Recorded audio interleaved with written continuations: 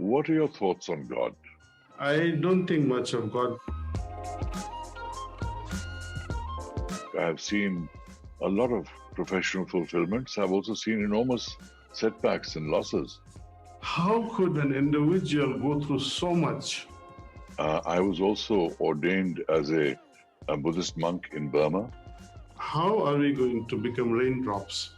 Plain, pure, and simple raindrops that will not pollute the ocean. What are your thoughts on rebirth?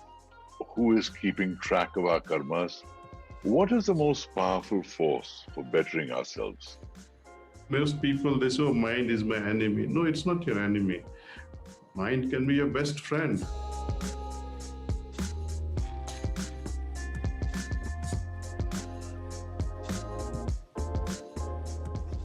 Daaji, most respected Daaji, pranam, pranam. Pranam, Kabir Saab. Pranams to you.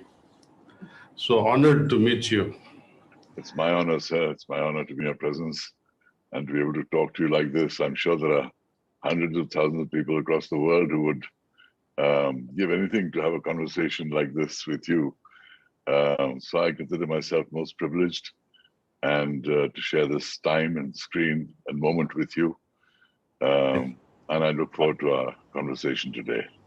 I'm very touched, actually. You know, I knew you only as an actor. Right. Now I know you as a special human being. And all this because of the book that I was presented by Sanjay. I started reading 2 days back. And I started a chapter first on revolution to religion. That's right. Yes. Or religion to revolution, rather. And that often, at many occasions, moved me to tears, actually. You won't believe it. And especially the letters of your dear mother, Freda, to your grandfathers as well. And the way you have described how she stood with those, with shaven head and monk dress, and how you were frozen after you came back from college. Yes. I mean, yes. it is a moment. You have described it like a movie, I think. And well, it is. Yes. Those were deeply felt moments, and I felt it important to share because her journey was one from being a Gandhian satyagrahi to discovering Buddhism to becoming a nun. But of course, being her son at that time, to see your mother suddenly ordained as a Buddhist nun, you feel you've lost a mother. So my reaction was not the most noble at the time. But of course, I understood why she did it, when she did it, because we had that bond. But as you mentioned that scene, I described it in its emotional content, because those were the emotions that I felt when I saw my mother with her head shaven, wearing Tibetan robes, and beginning a whole new path in life. Yeah. Also, I was moved because not too long ago I read something by Osho on Ek Naam, one name. That is all about Guru Nanak and the whole pantheon of hierarchy. And there too, I was immensely moved the way he had described. And I was wondering, where is the lineage of Guru Nanak? That comes from my father. That comes from my father. And Osho, of course, was a great master. His knowledge was incredible because he used to be a professor of philosophy before he became a teacher and a guru. And of course, I've had two traditions running through me: the Sikh tradition of my father and the teaching of Guru Nanak, where he talks about the oneness of everything, Ek Onkar, Satnam, Karta Parokh, etc., the whole Mool Mantra of the Japji Sahib. And then the Buddhist tradition through my mother. So those were always there with me. And yet within me, there was this great spiritual curiosity as to what was the real truth. And my effort to find it by reading the works of Osho, by listening to Krishnamurti, by exploring the thoughts of Deepak Chopra, and all these great philosophers like yourself who have shaped Indian philosophy in the 20th and 21st century. And I had many questions, and I found some answers along the way, and I've shared them in my book. I've started lining them also, you see.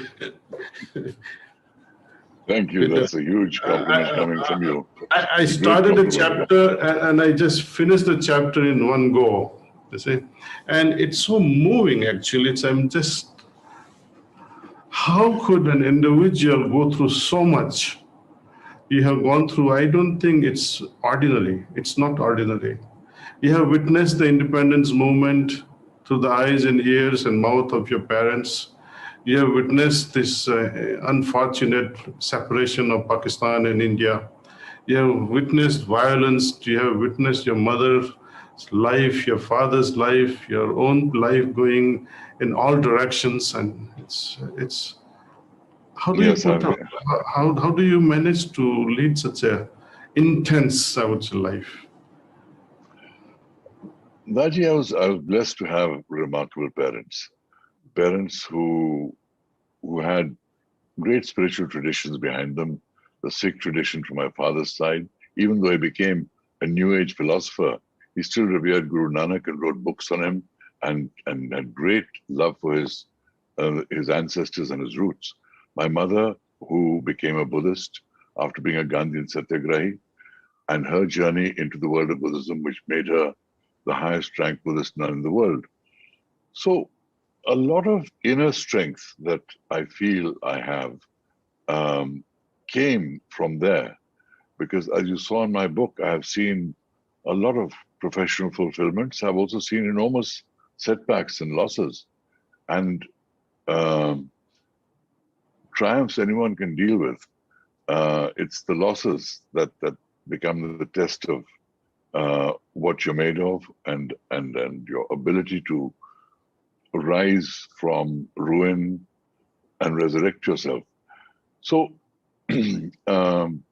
as part of my mother's journey into Buddhism, I was also ordained as a Buddhist monk in Burma, and went about with this begging bowl in the morning, getting alms and meditating. And I had the great good fortune of being taught Vipassana meditation by the great Mahasi Sayadaw, who was the guru of Goenkaji and taught Goenkaji Vipassana meditation. So I was blessed, and that learning, even though it happened at a young age, has stayed with me all my life. That is the power of meditation at a very formative age. That sense of being able to observe your mind and emotions, that quality has remained with me. And the times that I forgot that, it was to my cost, and I paid the price of it. So my journey certainly has been a very tumultuous journey, because it covers Delhi, Bombay, Rome, London, LA, 3 continents, and film, theater, television, etc. And it's not been, all ha ha he he. It has its moments of great trauma and loss as well. And I've shared that because I felt it was important to share that journey. It's all part of my life, and if anyone is to learn from my life in any way, or try and understand the life that I experienced in emotional terms, I had to say it as authentically as I could in my book. And my spiritual journey is also a whole chapter in there called Beaches and Beliefs, where, despite the backgrounds of my parents, I asked these questions of myself. Is there heaven or hell? Is there rebirth? Is there a soul? What is consciousness all about?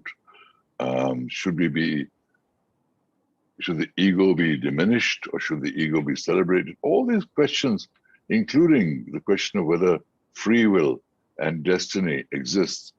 And you have explored that in great depth in your book, um, Designing Destiny, which I had the good fortune of reading. And I'd like you to share with those who are watching this program some of your insights on destiny and free will, because most people seem to regard destiny as some preordained happening written in concrete, and you have given a totally different interpretation of that. So, could you share that with me and others? Definitely. I would love to. If destiny was fixed and written on solid, written on stone, then why am I working? Precisely. Right? Why am I working to make my life better? Why am I educating myself and torturing, reading books, etc.? If the end result is fixed, what is the use of actions and what is the use of thoughts and what is the use Right. of intentions? Right? So it is half truth. I need to work for sure. But what is my destiny? Destiny is something that I have prepared, something by doing. If I had not studied pharmacy, or if you had not studied at St. Stephen, you would not have been exposed to the education and its results. You see, if I had not studied pharmacy, I could not have become pharmacist. Certain actions follow results. That is for sure. That is karma part of it. But how do you explain karma which is deviated by others' action? Let me explain. What was the destiny of Lord Rama?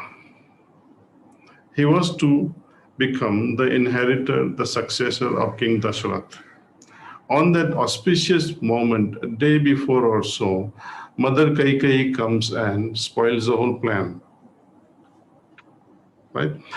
And both as a couple, Rama and Sita, Lord Rama and Mother Sita rather, they were predicted by the astrologers, no less than great Vasistha, sage Vasistha. He predicted there is no better match than this couple. Nothing can go wrong. So he had predicted his destiny. This is great. Please go ahead and arrange for marriage. But all the wrong thing can go went in their lives, you see. And time came when Mother Sita could not handle the torture at the end, and she submitted herself and merged in the earth, as they say in the end. Similarly, Lord Rama simply walked into the Saryu River towards the end of his life. Now, this is a debatable thing, whether you call it Jala Samadhi or ending life by choice.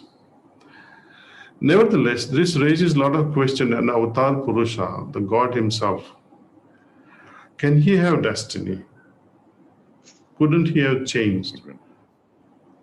Right? So we are succumb to many external forces, though I may have a package of karma with me, which I have to undergo.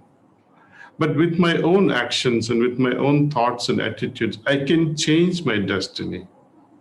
At the same Right. time, even though while I am on a particular trajectory, something can push me in another direction. Right. For example, I give an example of Hitler and Jewish ghettos and how he tortured them in a gas chamber, how he killed millions of them. See, was it a common destiny of all Jewish people? I don't think so. It was an action committed by a madman. Yes. Right? So the destiny can change by so many influences, which are not, some are in our control and some are not in our control.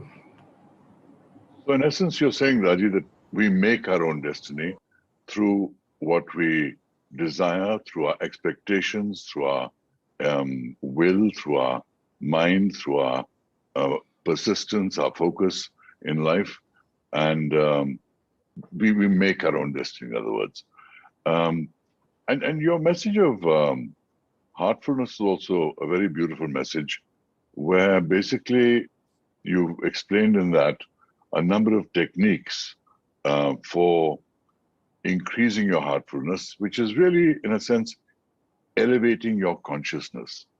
And that consciousness, elevation of that consciousness leads to all kinds of good vibrations, which in turn affect everybody. And if enough people do it together, it can change the consciousness of communities and nations. But consciousness, as you quoted yourself, you quoted Swami Vivekananda saying that consciousness is but the film between two oceans, the subconscious and the superconscious.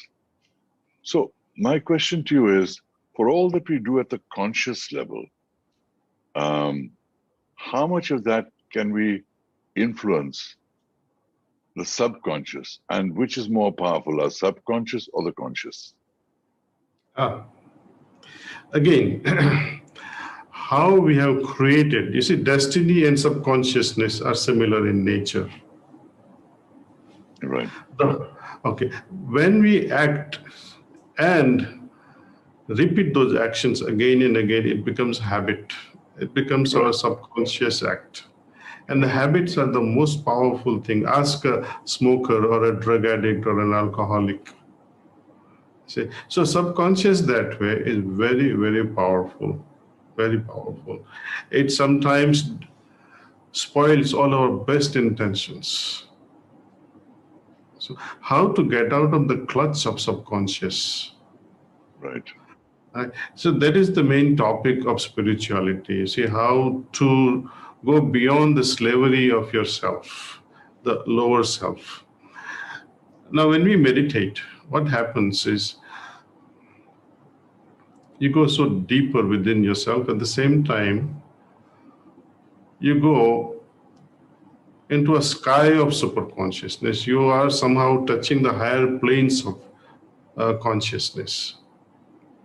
So for a moment, you are far, far away from subconscious.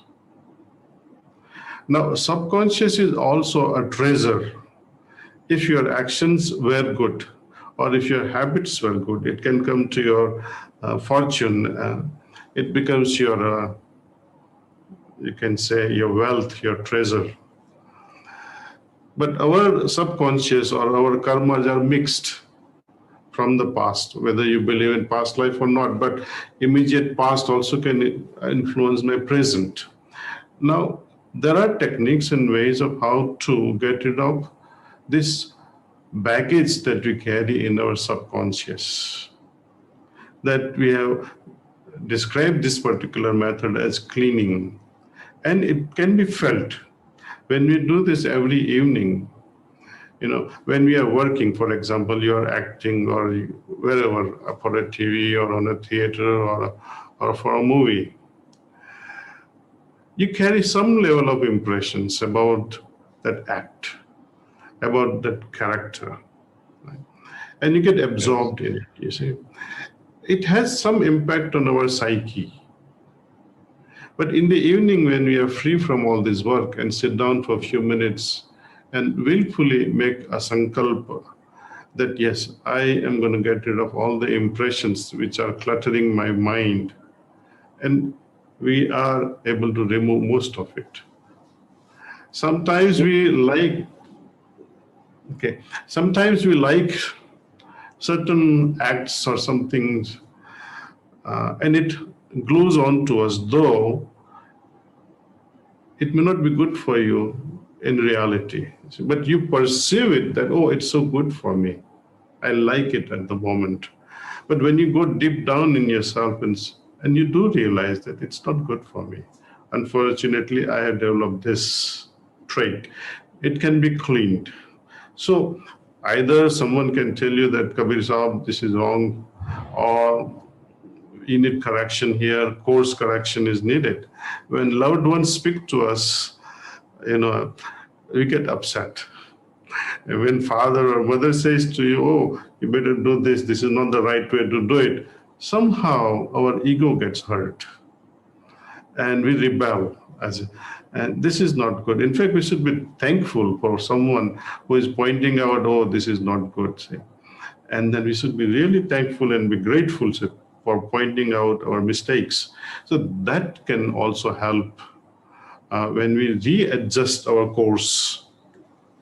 And this consciousness that we speak of as refining and cleansing so we can um, deal with the negativity that's buried in the subconscious mind.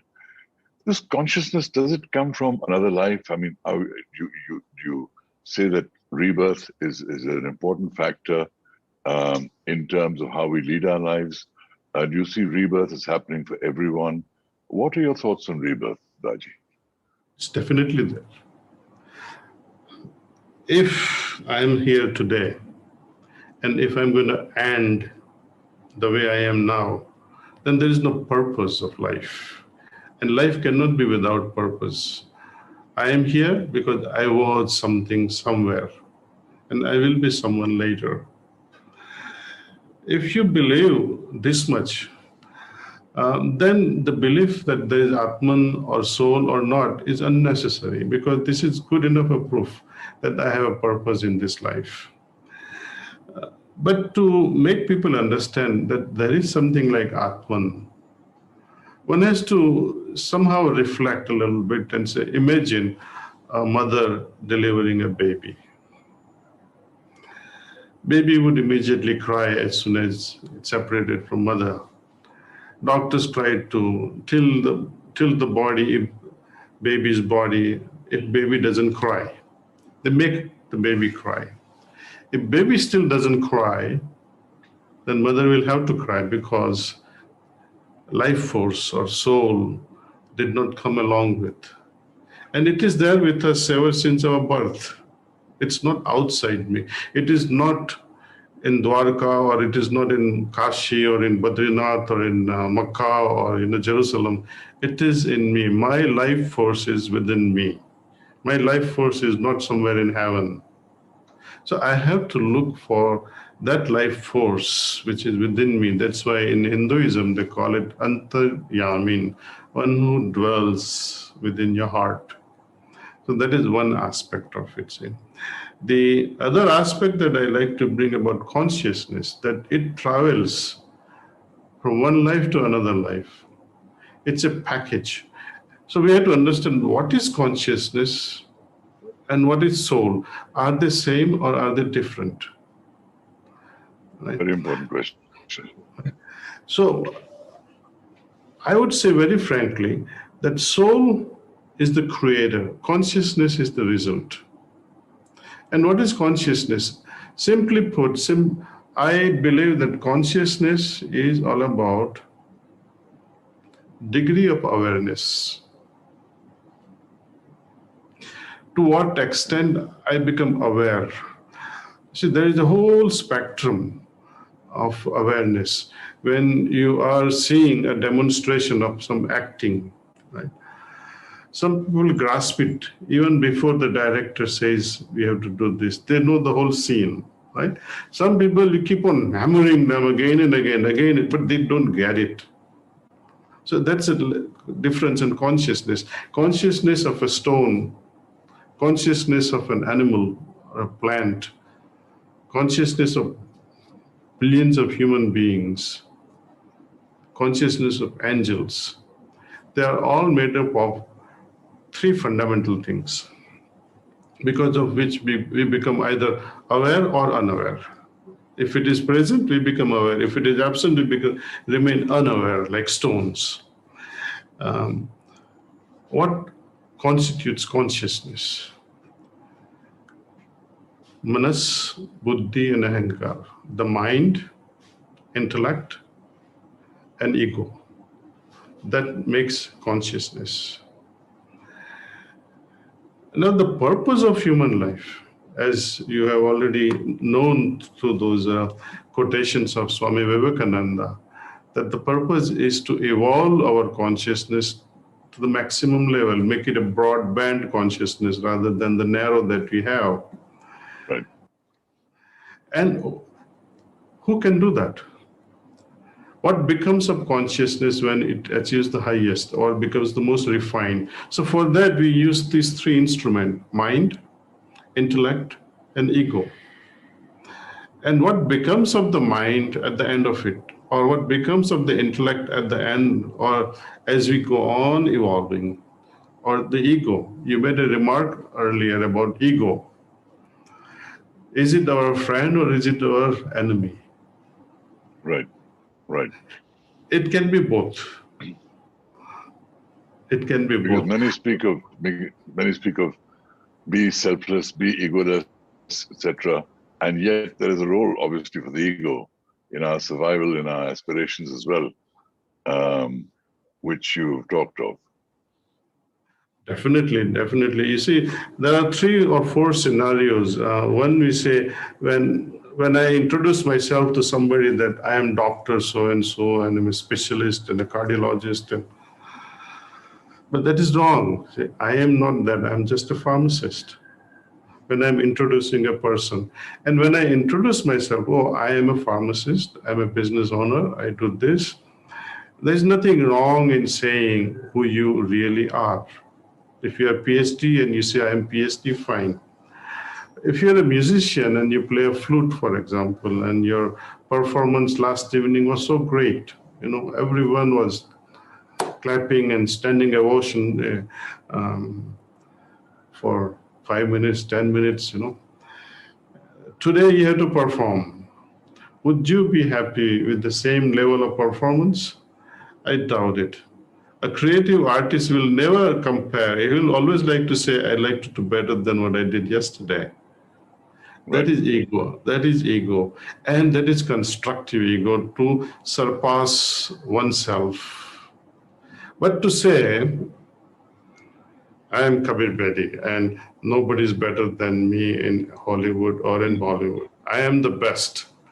Then that is arrogance.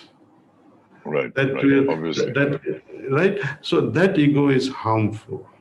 But to say, oh, I can do better and let me try to do, that's a positive ego. And similarly, the mind. You see, most people, they say, oh, mind is my enemy. No, it's not your enemy.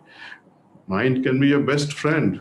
And that's why meditation trains the mind so that we can use the mind instead of getting stuck with the orders of the mind. You use the mind. That is the purpose of yoga. See? And when we use mind, intellect, and ego in synchronicity, then consciousness also gets elevated. See? When you are humble, for example, and instead of throwing your arrogance all around, that humility itself will make your consciousness so buoyant or expanding type, you see. And the consciousness of an arrogant person, he remains unaware of many things because he is always aware of himself. Right. So Right. the consciousness is like contracting in a black hole with his intentions of prevailing. So you see how ego plays its part and how mind, mind is a very funny thing actually. It's a very complex thing. Um, the purpose of the mind is to move away from thinking and enter into a zone of feeling. According to my belief, I would say that's an evolution. Raji, we all wish to evolve. We all wish to become the best we can be. I think that's the desire within everybody. Even the most unfortunate person wants to better himself in some ways, either materially, spiritually, emotionally. It's a universal desire to better ourselves. What is the most powerful force for bettering ourselves uh, that can help us along that road in the most constructive way? What is the most powerful weapon, single weapon, that we can use uh, to empower ourselves? Humility. Humility. Wouldn't you add kindness to that too, Daji? It will be the result. Right. Um, Kindness, compassion, love, In the absence of humility, they'll be all pale. Right. So humility is the number one thing. And people talk of love, compassion. Of course, they're very important. But without humility at its base, they will fail. And there's a wonderful tale of these uh, monks that were known for their fragile, frugal lifestyle and renouncing everything in the world. And they said, and one of them said, "We may not have everything in the world, but in humility, we're the tops." So, Oh, that's lovely. That's so very I thought I'd lovely. share that story with you.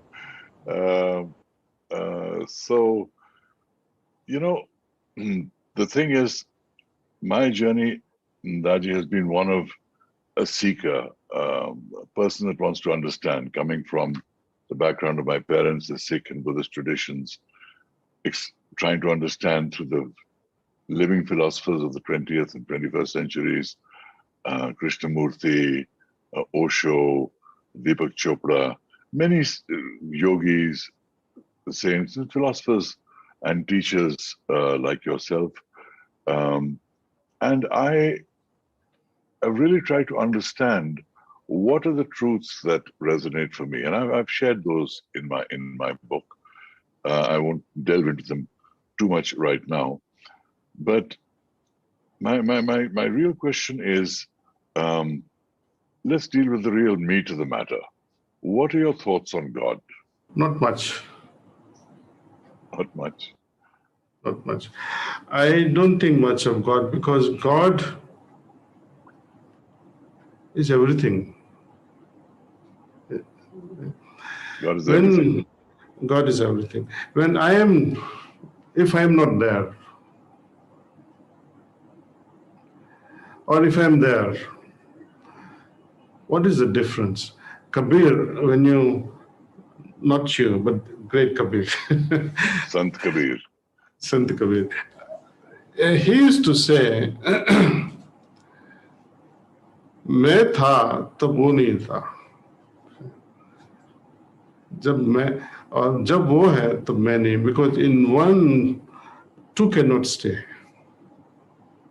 and that's such a beautiful thing you see He preached the when union between man and God. Preached the union between man and God. That was Kabir's message. he describes it in many ways like the final state as he says the merger between the two it's like raindrops falling in the ocean and becoming the ocean see. Yes. But here, how are we going to become raindrops? Plain, pure, and simple raindrops that will not pollute the ocean. Am I still the raindrop? Or am I the oil that is trying to float on the ocean? So that purity will be required.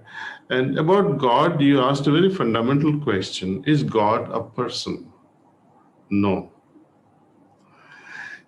If that's what you're asking. My question, Daji, was, when we speak of God, everyone has their own impression of God. The Christian will see God one way, the Muslim will see God one way, the Hindu will see their God and gods in different ways. Atheists will regard it in a different way. So my question to you was, it's hard to intellectualize something that is the source of everything, but how do you envision, what is your vision or description, for want of a better word, of God?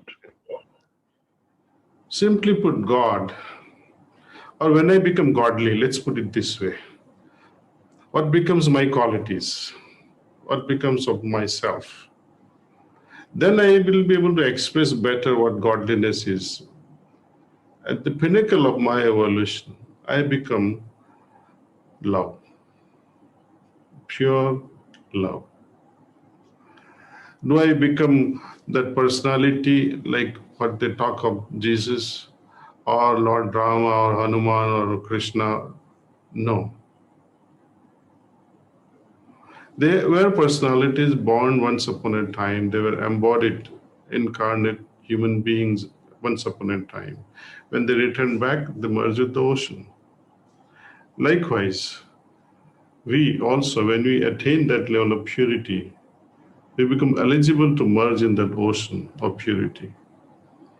That purity is only love. It is not about loving someone or loving the universe. We become love. We become love personified. So there is no, I would say, verb associated with love.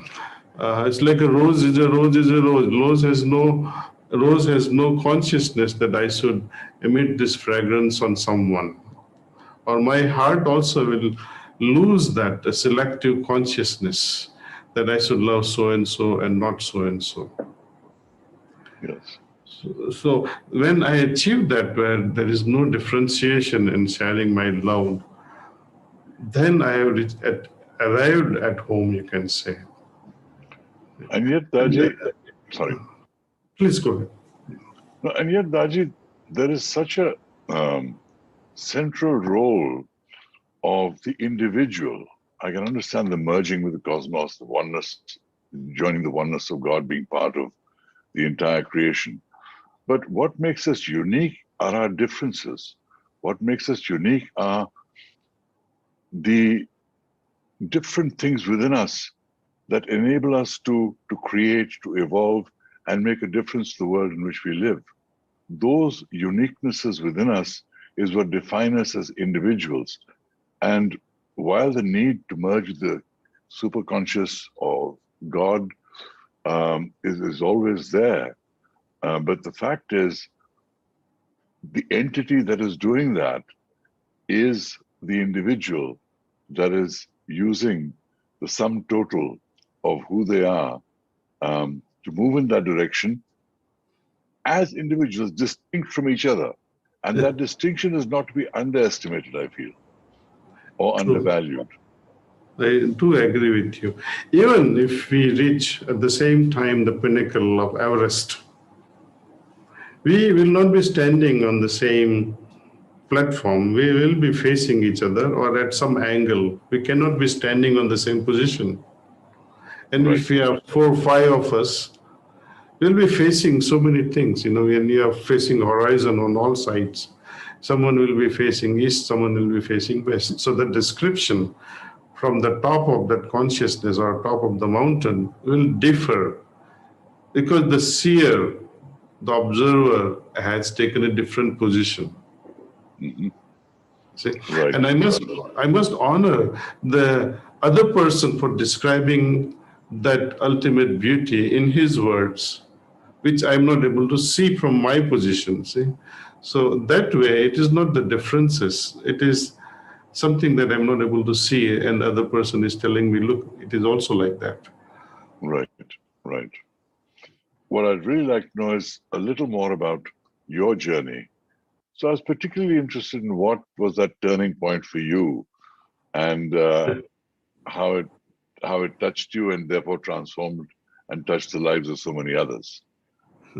Well, I would say there is never a one turning point. There are many turning points in life, especially in spiritual life, because spiritual life is very ideal. Spiritual life is dynamic life. Problem comes when you start liking, like the state I was telling you. Oh, I am such a great state. I was gone and absorbed, and you like to stay in that. It becomes intoxicating experience that you like to glue onto, which is very bad. Many people, they talk all their life, oh, I had such a wonderful experience with so and I love it. This is the contentment which is against spirituality. One must It's move on. interesting. One must move on to the next level. And when one moves to the next level, it is like you move from one cozy house to another place. Even though it may be better, but you're not used to it as yet. You have to get used to familiarize your what we call idiosyncrasies and be one with that, and then you start enjoying that house. And then guru again, he doesn't like that you are trapped. He pushes you to a new level.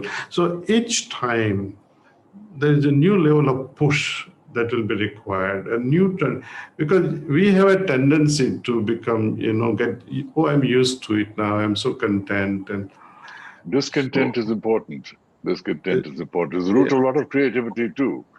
A yes, lot of creative people create because of that inner discontent, the conflict of previously unassociated ideas coming together to create a creative third. And it's interesting that you say that spiritual discontent is also important because it takes you to another level. yes. Unfortunately, I think they will limit our time. But before ending the discussion, I wanted your thoughts and feelings on karma. How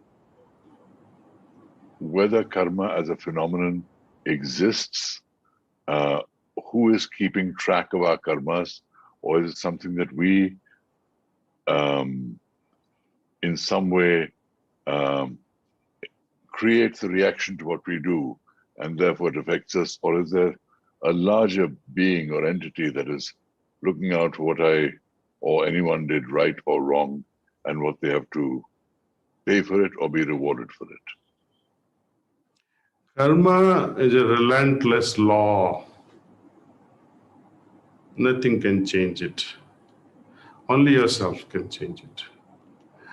Or we can change the impressions created by the karma. Suppose you said something very absurdly to someone, right? And or someone insults you. And for a moment, you become the victim. You feel that you've been a victim of all these things. But if you center yourself, the impact of that action of karma of other person will be dissolved, because we have transcended that act and the response to it. See? Similarly, all actions, though we commit, but we can erase those karmas with our will and with our resolve. Right? But more, I would say, worse than karma are akarmas, things that we don't do, or things we say, oh, I should have done and I didn't do. I could have done this. These are akarmas. I had the opportunity of doing this, but I screwed it up. Those akarmas have a greater impact on our lives than the karmas. Because often this guilt feeling associated with non action is powerful. While things that we have done and achieved something, out of humility, we erase them. See? Oh, it's okay, I can do this, I can do that. Good things that we do, we don't remember often, it's just forgotten. So, karmas and akarmas, they are very powerful. More than a karma is very powerful because that creates a lot of guilt. And guilt, no guru, no God can remove except your own resolve. When we cry our hearts out and say, my God, forgive me. And with that comes the attitude that I will not repeat this again. And with these tears of remorse, only we can remove that impact of guilt. So, anybody watching our karmas? No. It's all embedded in our consciousness, and we carry this Ah, consciousness, and we carry this consciousness from one life to another life. you said something very profound, Daaji, very profound. Because you're saying that karma is not operated by some body or some entity externally. It's embedded in our consciousness. Yes, And that sir. is what we carry with us. And it's our own consciousness that creates the good or the bad vibration, or the good or the bad result or consequences of what we do. That is a very profound thing you said. I thank you greatly for your wisdom, for your words based on enormous experience, understanding. Talking to an evolved soul like you is wonderful because one picks up things not just verbally but non-verbally as well. And it has been my great pleasure and honor to speak to you today about this. Thank you. Thank you, Daaji. Thank you so much.